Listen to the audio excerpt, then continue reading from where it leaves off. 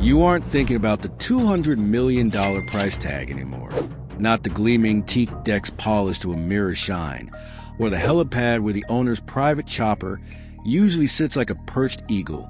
You aren't dwelling on the custom-built infinity pool that spills water over the edge into the sea, or the 3 Michelin star chefs snoring fitfully in the crew quarters below, his dreams probably filled with caviar and truffles instead of the nightmare raging outside.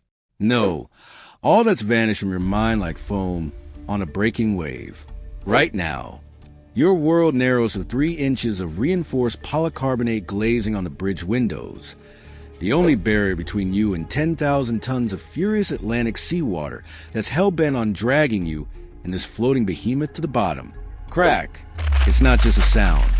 It's a vibration that rattles up to the soles of your boots, into your knees, and straight to your clenched teeth.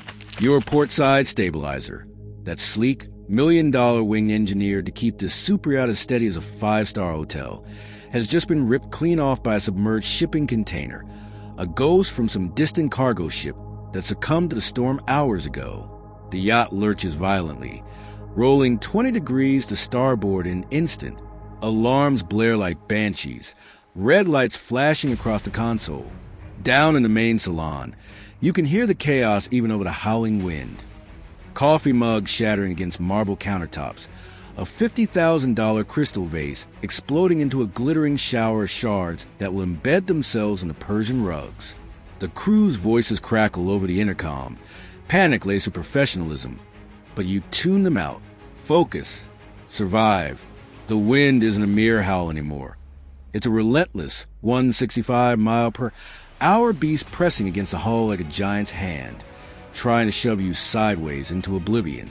It's a physical weight that makes your shoulders ache just from bracing against the wheel. You glance at the anemometer. Gusts spiking to 180. Your mind races 4 seconds. That's all you have before the next rogue wave slams into the bow. If the nose dips under now, buried in that foaming maw, it won't resurface. The yacht's 200-foot length will become a liability, twisting and buckling under the pressure until the sea claims it all. You slam the throttles forward just a hair, feeling the twin MTU engines roar in response, their 5,000 horsepower straining against the fury. You're here because you are the best, not the guy with the fancy degrees from maritime academies, spouting algorithms and simulations. No, you had the touch, that intangible sixth sense of the sea that can't be taught in classrooms. Your father drilled it into you on that rusted old trawler in the North Sea, where winters were as unforgiving as a betrayed lover. Listen to the boat, son. He'd growl over the salt-crusted radio, his voice rough from years of chain smoking. She speaks through the floorboards, through the creaks and groans. Ignore her and she'll kill you. You learn to feel the ocean's mood and the vibrations underfoot, the subtle shifts that whispered of currents and swells before they showed on any chart. This gig, it came knocking when you least expected it. The owner's rep, a slick suit with a perpetual tan and a clipboard, tracked you down in a dingy bar in Lisbon. $150,000 for a rapid transit from the Azores to Florida, he said, sliding a contract across the table like it was pocket change. The Superyacht was a marvel. Carbon fiber hull, state-of-the-art stabilization, enough luxury to make kings jealous. You signed because a mortgage on your tiny cottage back in Scotland was 4 months overdue, and the bank was breathing down your neck. Bills piled up like driftwood. Your ex-wife's alimony, your kids' school fees. $150,000 could wipe the slate clean, but you saw the weather models. Hurricane Victor was no joke. A rapid intensifier, barreling across the Atlantic like a freight train, sucking up warm water and exploding from Category 2 to 5 in under 24 hours. Winds clocking 160 plus.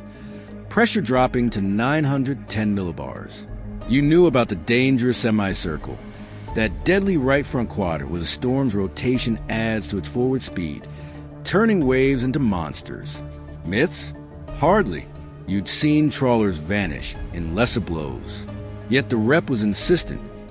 The owner's daughter's wedding in Miami was non-negotiable. Gray weather window, he called it. As if a Category 5 was just a spot of rain, you convince yourself Hell, you had to. The yacht's tech was top tier. You could skirt the edges. Assets like you don't question. They deliver. Or so you thought. Now physics is demanding its pound of flesh. Without that port stabilizer, the yacht is unbalanced, like a tightrope walker missing an arm. In a Category 5, waves aren't just tall, they're pyramidal behemoths 60 feet high, stacking from 3 directions at once. They create holes in the ocean, vast troughs where the sea drops away, leaving you teetering on the edge before the next wall crashes down. Your hands are slick on the controls, sweat mixing with salt spray that seeps through every seal.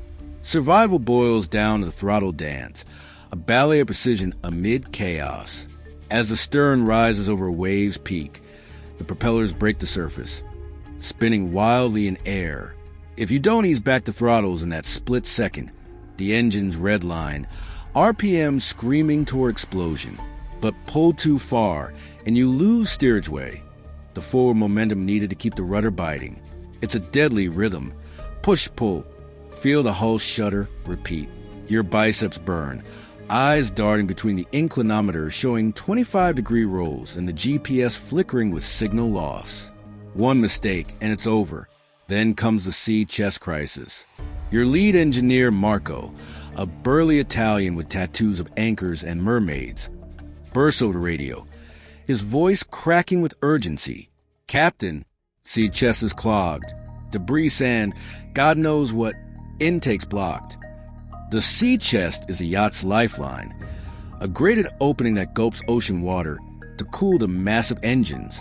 Without it, temperatures soar, pistons warp, and the system auto-shuts to prevent catastrophe. But shutdown means no power, no propulsion. The yacht would broach, swing broadside to the waves, and roll like a discarded toy in a bathtub. Clear it! You bark back, knowing suicide. Marco and his team would have to venture into the bilge, tools in hand, while the world pitches like a rodeo bull. Your eyes flick to the radar screen. Solid red, a bloody smear returns. The rain bands are so thick, horizontal sheets driven like nails, that the radar can't parse wave from wreckage or even a lurking freighter. Visibility? 0.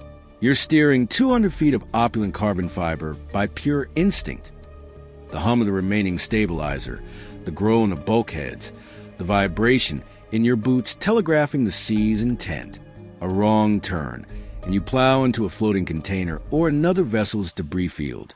The Eyewall hits like a sledgehammer. This is a storm's heartless core, where winds shift 180 degrees in mere seconds from bow to stern. The yacht actually lifts out of the water, airborne for a terrifying heartbeat as the pressure drops. You hear the hull oil canning, that ominous popping like a tin can flexing under vacuum. Metal screams, composites creak. The engineering marvel is at its breaking point. Alarms multiply. Bilge pumps overwhelmed, generators flickering. Worse, the cooling system buckles under the strain. The starboard engine coughs, sputters, dies with final whine. Smoke wisps from the vents. Overheat. Now you're on one engine, limping like a wounded animal. A 60-foot wall of water rears up on your beam, green and foaming, ready to smash you sideways. No time for protocol. You do the unthinkable. You surf. Wrench the wheel. Turn the yacht downwind, away from the gale's teeth. Hammer the lone throttle to full. The remaining engine bellowing in protest.